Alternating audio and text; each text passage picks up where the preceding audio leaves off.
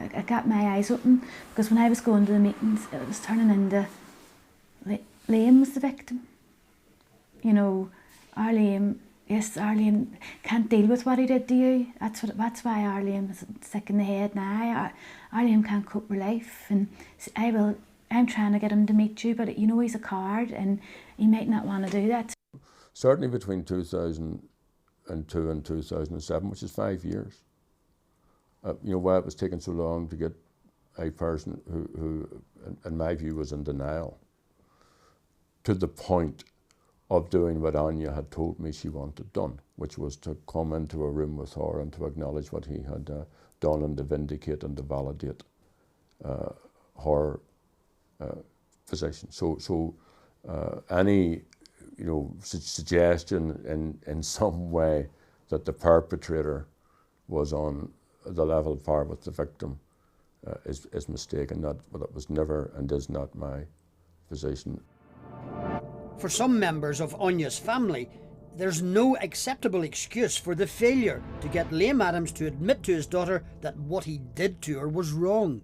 I was going to clandestine meetings for years about this situation with Gerry Adams in the culture land and other places, and nothing materialised out of it.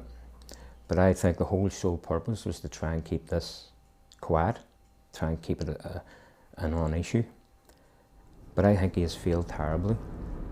She would be told at meetings that next time we're meeting, you should be meeting him and we're going to set it up, giving her false hope that this was going to take place.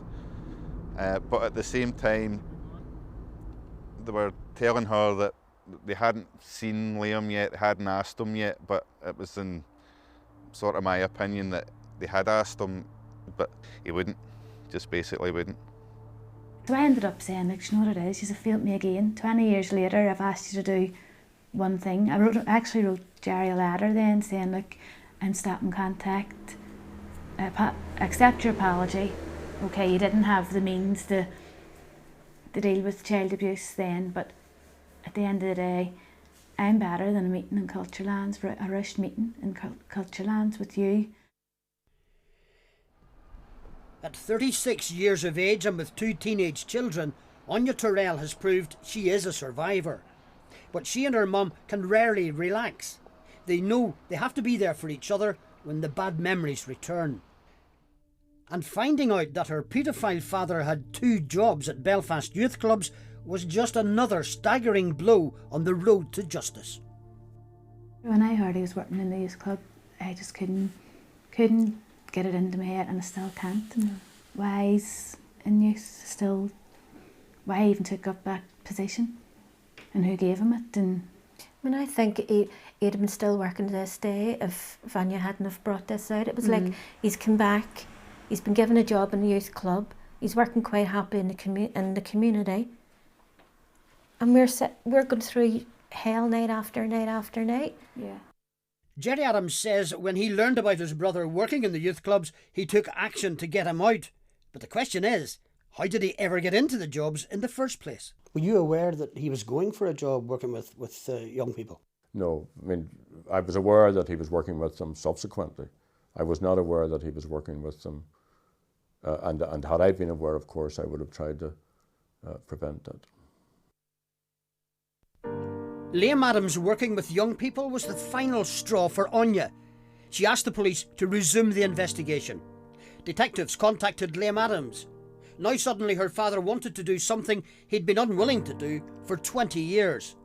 In March 2007, on the eve of a police interview, Liam Adams asked someone to speak to Anya. He approached Father Aidan Troy for help. Hallowed be thy name. Father Troy had achieved worldwide recognition for his negotiation skills during the Loyalist protests at the Holy Cross School in Ardoyne. So when Anya answered a knock at her front door, she found Father Troy standing there, someone she'd never met before in her life. Aidan Troy came and said that Liam, and through Father Troy mediating, would have the meeting with me and do whatever it took to give me closure. But in the next breath, don't go to the police because the press will make a circus out of it because of who his brother is. That they wouldn't be interested in me. They'd only be interested in bringing Gerry Adams down. She'd actually texted me and told me, but hadn't explained the whole situation. And when I got home, I was just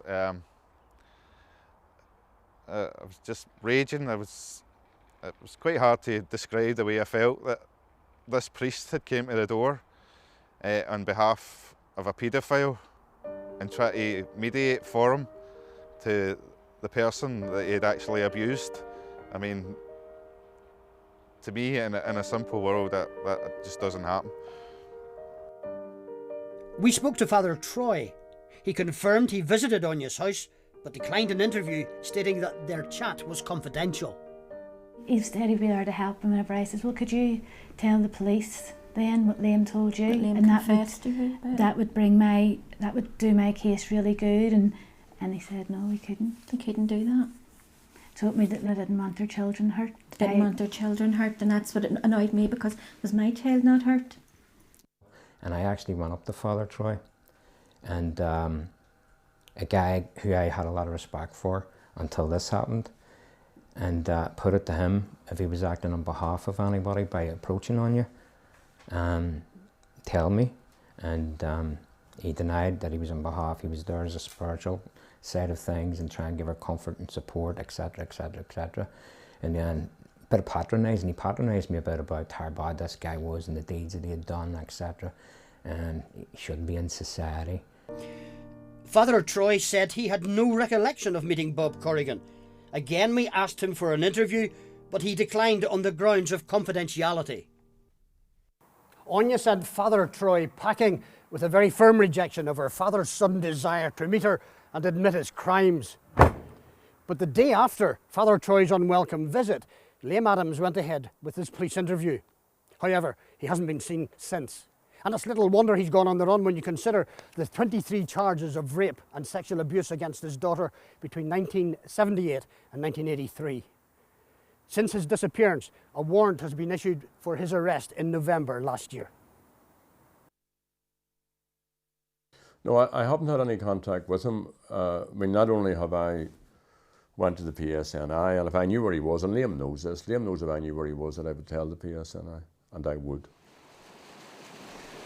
Bob Corrigan feels Gerry Adams has come up short in trying to get his brother Liam before the courts.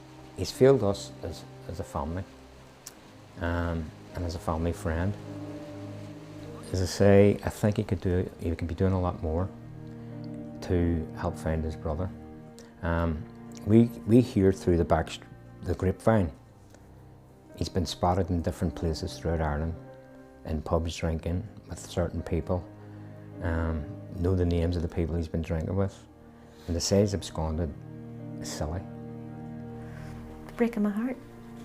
To this day, this never goes away. I dream about it every night. Dreams that no mother should ever have to dream about her child. And this young woman has now decided to drop her anonymity and go public. It's taken all of this time because the perpetrator, in this case, my brother, has thus far failed to fulfill his responsibilities towards his daughter. It was put closure on me, but he hasn't even given me that peace of mind to do that. He's away and nobody knows where he is, apparently. Liam Adams is still on the run, a fugitive from justice. Anyone who knows where he is should contact the police.